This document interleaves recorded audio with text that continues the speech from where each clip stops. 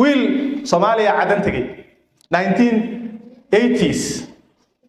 bilowgeedii wati waa drop out fasalka sideedaad buu ku dhacay meel uu aad u garan waayay wuxuu aaday adeerkiisa cadan degan markuu odagii u tagay ayuu odagii soo dhaweeyay qadadii duhurkii ayaa qadadii la soo dhigay qadadii marka la soo dhigay oo la qadeeyay qadadii la bilaabay may ayuu odagu wuxuu ku yiri adeer maxaa u socotay si adeer waa in soo booqday si adeer waxbarashadii ka waran si iskuulka waa ku dhacay si adeer shaqo ka waran si wala adeer wali ma shaqaysan karo si maxaa u socotay si adeer waa in soo salaamay ciyaalkii adiga ay soo salaamay baarin wariyaa bay maqlaysaa bi qadada marka digaag fornaysan iyo alaab iyo waxba la soo dhigay markuu laba jeer uday boodaga wuxuu ku yiri dhageyso ka faraxala cuntada si adeer baba qadayne si wariyaa ka faraxalo adeer ma waalniya wariyaa ka faraxalo wuu ka faraxashay markuu ka faraxashay oo wiir boorsada adigu ma leedahay meel aan joogo kuguma arki karo cadan waa la xamaashaa ama waxba la barta labada mid aad nabadayna gurigeygana kuguma arki karo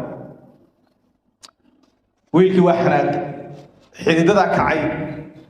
the day that your life turns around maalinta noloshaada isbedelayso maalintaas way maalinta qadada lagu dhaho ka faraxlo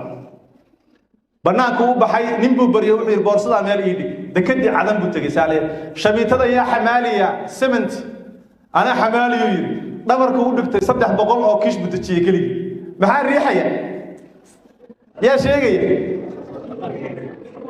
arninkii waa tuu lahaa ma shaqaysan kara hadda Soomaa hal saac ka hor wuxuu lahaa ma shaqaysan karo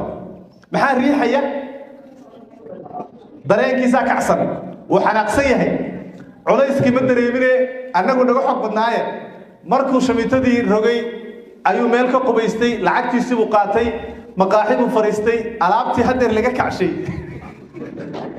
buu u yeertay wuu cunay ninkii sidaas ahaa 3 bilood kadib bakhaar buu furtay 9 bilood kadibna bakhaar kale uu furtay wuxuu 1985 ku soo noqday isagoo milyaneer xamar markaasuu dabaqyo ka dhistay markaasuu adeerkiisa dalka yimid oo martiqaad u sameeyay oo wuxuu yiri adeer tan abaal marin way qadadaan iyo soo dhaweyn maalintii waxaad raadinaysay aragtay inaan adduun iyo aakhira midna ku tiirnay midba ay ugu daraysay waa mahadsantahay baa kaaga mahad celinaya idan